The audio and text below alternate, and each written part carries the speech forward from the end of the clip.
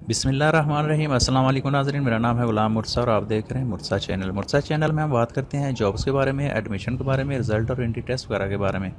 तो आज हम बात करेंगे यूबीएल में जॉब्स आई हैं और 100+ जॉब हैं। इसकी एजुकेशन क्या है, इसकी एज लिमिट क्या है और अप्लाई करने का तरीका कैसे है, ये सारी बातें आपसे शेयर करूँगा। इससे पहले मैं रूटीन की तरफ बढ़ लूँगा। अगर आपने मेरा चैनल सब्सक्राइब नहीं किया तो प्लीज़ इसको सब्सक्राइब कर लें और बेल आइकन को दबा दें ताकि आप अपडेट से बाखबर रह सकें।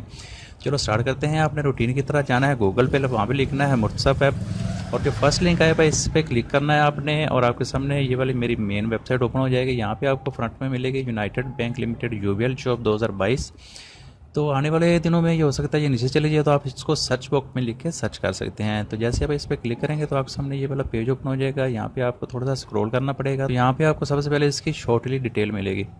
तो उसके बाद नीचे आपको इसका थोड़ा छोटा सा इश्तिहार मिल जाएगा और उससे नीचे थोड़ा सा और स्क्रॉल करेंगे तो आपको अप्लाई नाउ का बटन इसको अप्लाई करने के लिए मिल जाएगा।